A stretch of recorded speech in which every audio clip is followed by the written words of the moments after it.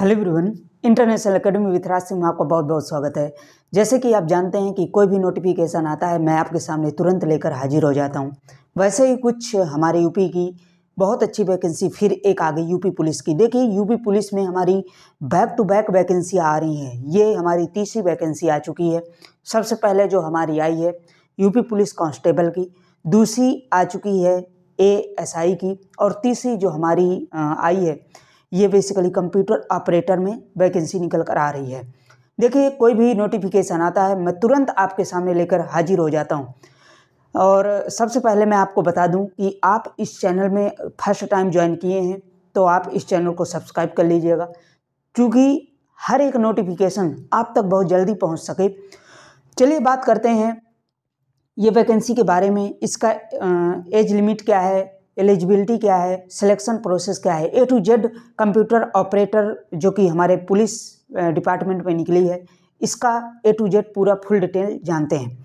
चलिए देखते हैं। देखिए, हमारी जो कैंडिडेट्स, जो भी आप स्टूडेंट्स देख रहे होंगे, तो देखिए जो भी एक कंप्यूटर अगर है और ख़ास तौर पर यूपी पुलिस की अगर प्रिपरेशन कर रहा है तो ज़रूर वो 3 वैकेंसियाँ देखिए बैक टू बैक आ चुकी हैं। 3 वैकेंसियों में एक में ज़रूर आपको फॉर्म फिलअप करना ही चाहिए।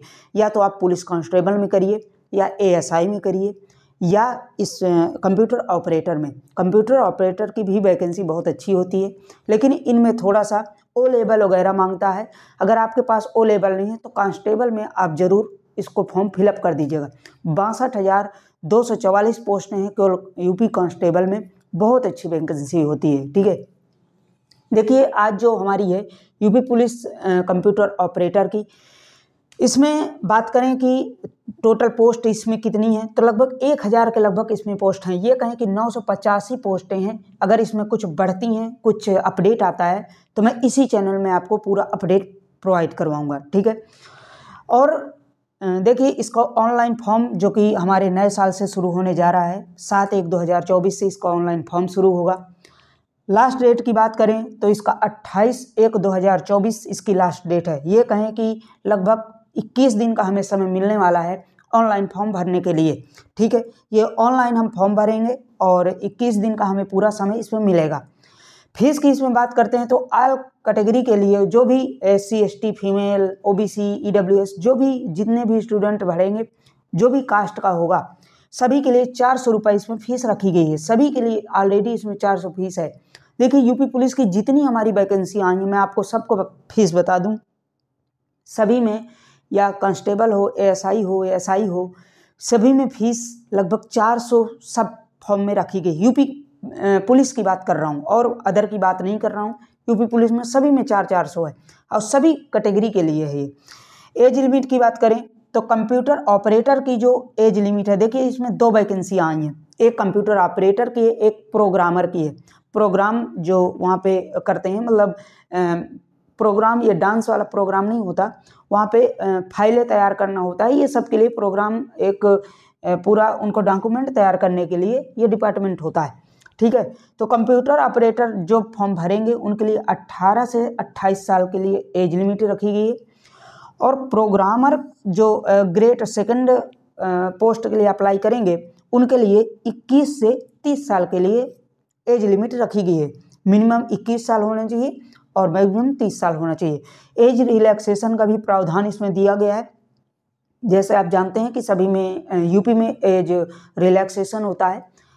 OBC SC ST के लिए ये रिलैक्सेशन होता है। तो OBC के लिए 5 साल है, SC ST के लिए OBC के लिए 3 साल है, SC ST के लिए 5 साल रखा गया है, ठीक है। थोड़ा सा इसको सुधार लीजिएगा। देखिए, अब हम बात करते हैं कि एलिजिबिलिटी इसमें क्या है, योग्यता आपकी क्या होने वाली है। ये जो पोस्टें आई हुई हैं, ठीक है, तो कंप्यूटर ऑपरेटर है और प्रोग्रामर के लिए दोनों की अलग अलग एलिजिबिलिटी है। ध्यान से सुनिएगा। अगर आप पोस्ट की बात करते हैं, कंप्यूटर ऑपरेटर की अगर हम बात करते हैं तो टोटल पोस्ट इसमें 930 पोस्टें हैं, ठीक है। 930 पोस्टें हैं जिसमें एलिजिबिलिटी आपको होना चाहिए, आपको नॉर्मल 12 पास होना चाहिए और प्लस PCM से होना चाहिए। जैसे आप इंटर में PCM फिजिक्स केमिस्ट्री मैथ लिए होंगे, या कोई लिया होता है फिजिक्स केमिस्ट्री बायो, 2 डिपार्टमेंट चलते हैं साइंस में, फिर आर्ट में हो जाते हैं, फिर ऐसे ही कॉमर्स हो जाता है। तो मैं आपको बता दूं कि 10+2 में आपको फिजिक्स, केमिस्ट्री, मैथ आपका सब्जेक्ट होना चाहिए 12th में, ठीक है, 10+2 में। प्लस अब आपका एक ओ लेवल सर्टिफिकेट होना चाहिए। देखिए 2 वर्ष का एक ओ लेवल सर्टिफिकेट होता है, ये ओ लेवल सर्टिफिकेट भी होना चाहिए। और या ओ लेवल सर्टिफिकेट हो या कंप्यूटर का कोई ऐसा डिप्लोमा हो आपके पास, बहुत से ऐसे डिप्लोमा चलते हैं कि आप इसमें तभी फॉर्म भर पाएंगे, तब या तो ओ लेवल हो या कंप्यूटर को कोई डिप्लोमा हो या आईटी हो, ठीक है। इसमें 3 या करके दिया गया है, या 3 में से, मतलब ओ लेवल में, कंप्यूटर डिप्लोमा में, आईटी में, 3 में से एक कोई होना चाहिए प्लस में, ठीक है। और प्लस 12वीं में आपको पीसीएम होना चाहिए। ये तो हो गई कंप्यूटर ऑपरेटर। अच्छा, इसका वर्क क्या होता है? देखिए कंप्यूटर ऑपरेटर का वर्क होता है, जैसे मान लीजिए कंप्यूटर ऑपरेटर जो ऑपरेट करते हैं, जैसे मान लीजिए आप 112 नंबर को लगाए फ़ोन, आप कहीं दुर्घटना में आप फंसे हुए हैं और 112 नंबर को आप फ़ोन लगाते हैं, तो देखे होंगे कि आपका डायरेक्ट लखनऊ में आपका फ़ोन जाता है, जैसे यूपी का लखनऊ में जाता है फ़ोन। तो जो वहाँ पे बैठे होते हैं कंप्यूटर ऑपरेटर, वही इसको पूरा एक रूप से संचालन करते हैं, ठीक है। वो डायरेक्ट आपका वहाँ पे जो ऑफिस है वहाँ पे जाता है, वो आपका ट्रांसफ़र करते हैं नियर बाई, जहाँ पे आप कोई सिचुएशन में फंसे हैं, वहाँ के नियरेस्ट कौन सा थाना है या कौन सा वहाँ पे पुलिस वहाँ पे तैनात है, कौन से उसकी ड्यूटी है वहाँ पे, उसको वहाँ पे ट्रेस करके वहाँ पे फ़ोन भेजते हैं। तो ये कंप्यूटर ऑपरेटर का वहाँ पे काम होता है, ठीक है। बात अब दूसरी डिपार्टमेंट की करते हैं, प्रोग्रामर ग्रेड 2 की। ये दूसरा डिपार्टमेंट है, इसमें 2 ही डिपार्टमेंट आए हुए हैं, ठीक है, कंप्यूटर ऑपरेटर और प्रोग्रामर की, ठीक है। इसमें केवल 55 पोस्ट हैं, ठीक है। इसमें आपको चाहिए बैचलर डिग्री। देखिए प्रोग्रामर के लिए बैचलर डिग्री चाहिए, कोई भी हो, एनी स्ट्रीम, आपको कोई भी स्ट्रीम से किए हो, या साइंस हो, आर्ट हो, कॉमर्स हो, कोई एक स्ट्रीम से आप बैचलर डिग्री आप किए हैं तो चलेगा, ठीक है।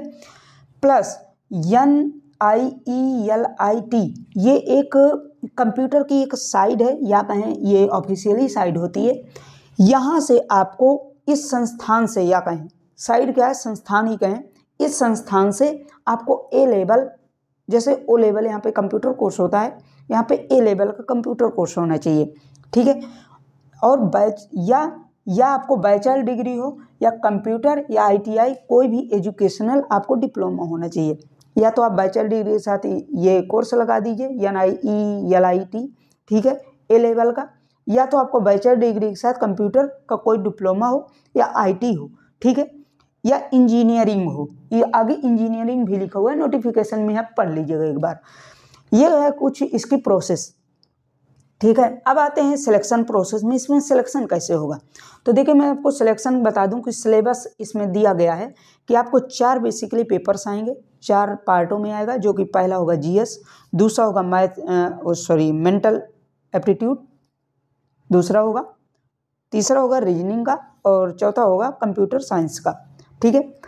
तो देखिए GS के 40 क्वेश्चन होंगे, मेंटल एप्टीट्यूड के 40 होंगे, और रीजनिंग के आपके 40 होंगे, कंप्यूटर साइंस के आपके 40 होंगे। 40 क्वेश्चन होंगे, जो कि 160 मार्क का होगा। एक क्वेश्चन 1.25 मार्क का एक क्वेश्चन होता है, जो कि 200 मार्क का पूरा ये आपका पूरा एक पेपर होगा, ठीक है। इसके बाद स्किल टेस्ट होता है, जिसमें आपको टाइपिंग मांगा जाता है, सिर्फ क्वालिफाइंग होगा, जो कि अगर आप हिंदी इंग्लिश में करते हैं तो आपको 30 वर्ड पर मिनट आपको इंग्लिश टाइपिंग होगी, और अगर हिंदी में करते हैं तो आपको 25 वर्ड पर मिनट आपकी टाइपिंग होना चाहिए। ये केवल क्वालिफाइंग होगा, ठीक है। इसमें आपको मैं बता दूं कि हाइट और दौड़ इसमें नहीं होता, ये आपको ध्यान रखेंगे। केवल एक ऐसी ये पोस्ट है जिसमें हाइट कोई भी हो आपको चलेगी, प्लस आपको दौड़ इसमें नहीं करवाई जाती, क्योंकि इसमें कंप्यूटर डिप्लोमा ओ लेवल ये सब मांगता है, क्योंकि आपको बैठकर ही काम करना पड़ता है, एक ऑफिस में रहकर काम आपको करना पड़ता है, ठीक है। तो ये अगर आप एलिजिबल हैं तो इस फॉर्म को ज़रूर आप फिलअप कर दीजिएगा, क्योंकि ये आपकी डेट होने वाली है, अप्लाई डेट 7 से स्टार्ट हो जाएंगे।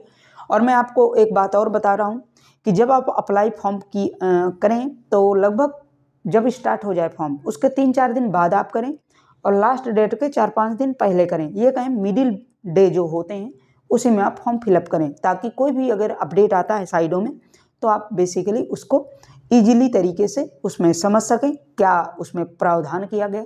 कोई भी अपडेट होता है 2-4 दिन में अपडेट ज़रूर दे दिया जाता है, और कोई भी ऐसी अपडेट आती है तो मैं इसी चैनल में आपको ज़रूर इसमें प्रोवाइड करूँगा। ठीक है, चलिए इस सेशन के बाद अब हम नेक्स्ट अपडेट के साथ मिलते हैं। तब तक के लिए bye bye. Okay, thank you so much.